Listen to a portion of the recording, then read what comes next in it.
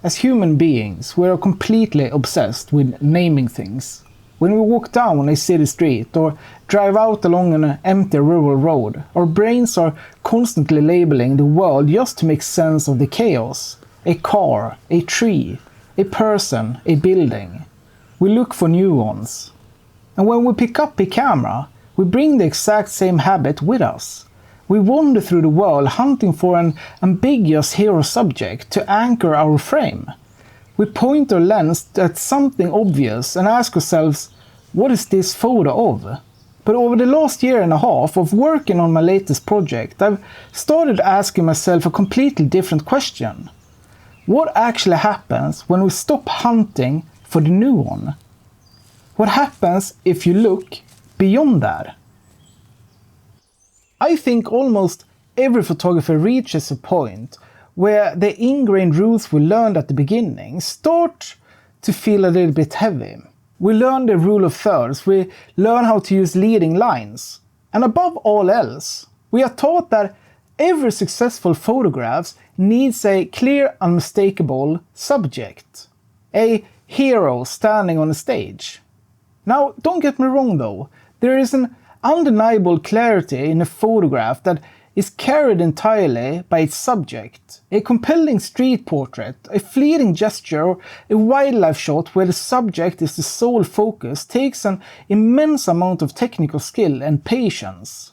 But when we treat that idea as an absolute law, when we demand that every single frame must have a clear hero, I think we accidentally narrow our vision. We become so fixated on finding an obvious actor that we walk right past the quiet atmospheric beauty of the stage itself. We ignore the light, the layers and the geometry just because there isn't an obvious new one commanding our attention. So today I want to look at some images from my own archives, from city streets out to the empty farm rows around where I live, and ask you a simple question. When you raise the viewfinder to your eye, what are you actually looking at? When we shoot in busy urban environments, our immediate instinct is to hunt for a single, clear point of focus, an obvious actor, just to make sense of all the visual noise. Look at this frame here. If I handed this print to a traditional critique and asked, what is the subject? The immediate answer would probably be to point at the person walking across the pavement. You say, that is the actor. But I want to challenge you for a moment. What happens if you look beyond that? What happens if you let your eye drift away from the pedestrian and actually absorb the rest of the scene? When you do that, you realize the person is just a fleeting shadow. They are a punctuation mark. The true subject, the reason I actually pressed the shutter, is the heavy, immovable architecture, the texture of the masonry and that sharp, uncompromising vertical split of late afternoon light. The human figure isn't the hero, they're just a supporting character giving the geometry a sense of scale. The exact same thing happens here with this tram scene. There's no single hero to hold on to. If you try to isolate one dominant neuron to label, the photo feels chaotic. But when you stop looking for a traditional subject, the photograph opens up. Instead of giving you one thing to stare at, the frame invites you to wander. You move from the texture of the pavement in the foreground, across the rhythm of the walking figures, through the horizontal line of the tram, and deep into the vertical lines of the buildings and trees in the background. It stops being a picture of a tram and becomes a study in layered depth and rhythm. And that is the real payoff when you learn to look beyond the obvious subject in a city. When we obsess over finding a conventional hero, we get tunnel vision. We end up with isolated snapshots of things, while completely ignoring the world surrounding them. But when you let go of that rule, you stop just capturing what was there, and you start capturing how it felt to be there.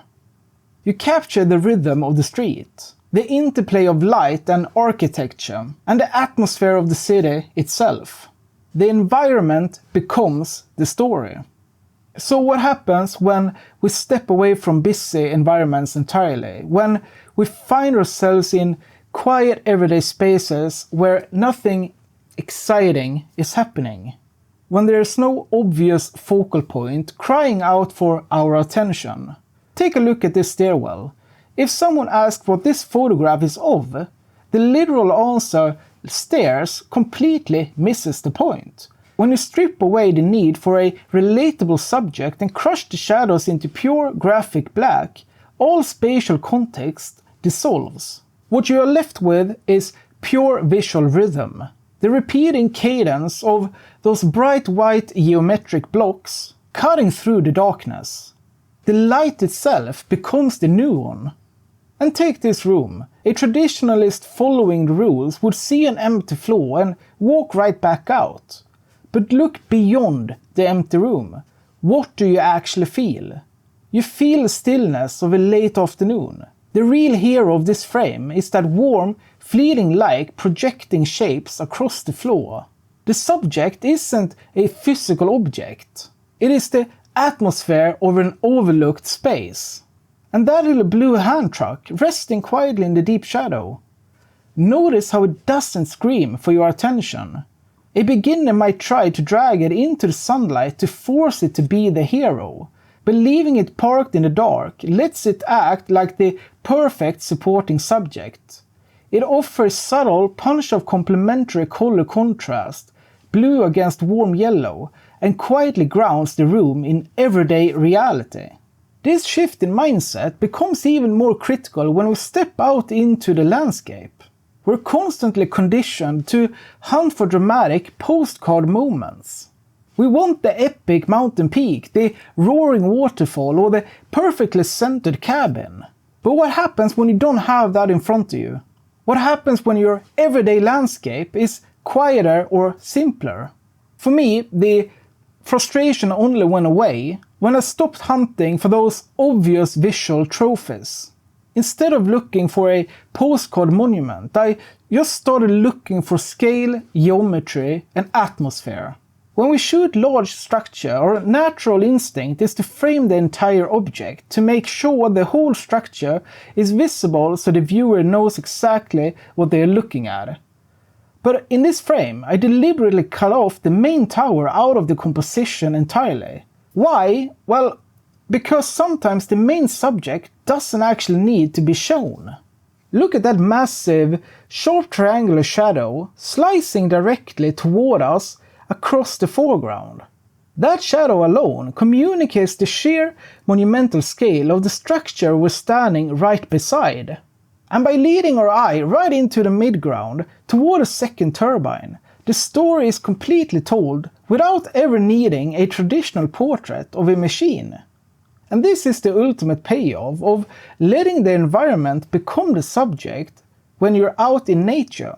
You stop relying on dramatic postcard locations to do the heavy lifting for you. You realize that you don't need a grand mountain range to create an impactful photograph. When you train your eye to see scale, geometry, and spatial tension, you realize that the land itself has a voice, even without a conventional hero monument standing in the middle of it. When you take away the need for an ambiguous hero subject, something amazing happens to your photography. All the pressure just disappears. You stop hunting for hit singles and you start building a cohesive world. You start realizing that light, shadow, texture and silence are powerful enough to hold a frame all on their own. And if you really think about it, this is true of life as well. We spend so much of our lives rushing from one big milestone to another. We look for the obvious achievements, the major events, the high points. We constantly hunt for the hero subjects of our lives. But when we slow down, when we step back and create a little bit of distance, we realize that the rich, meaningful texture of life is actually happening in the overlooked spaces in between. The light falling across your living room floor on a grey Tuesday afternoon, the sound of gravel under your boots on a familiar morning walk. The quiet geometry of your own neighborhood. So, here's a simple challenge for you next time you head out with your camera. Don't hunt for a subject, just frame the empty stage. Instead of looking for an obvious hero to shoot, let the environment itself become your primary focus. Notice the quiet details, watch how light and shadows divide a wall, or pay attention to the geometric rhythm of an overlooked space. And ask yourself the core question: what happens if I look beyond the obvious? I suspect you might find a photograph quietly waiting for you. I'm really curious though, is there a traditional photography rule that you've actively stopped using in your own work? Or you're struggling with feeling like your photos need a clear subject to work?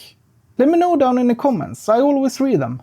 Anyways, that's it for today guys. Thank you so much for watching, I hope you enjoyed the video, and if you did, give it a like and consider subscribing. I appreciate it so much. But until next time, have a good day or evening whenever you're watching this. Out!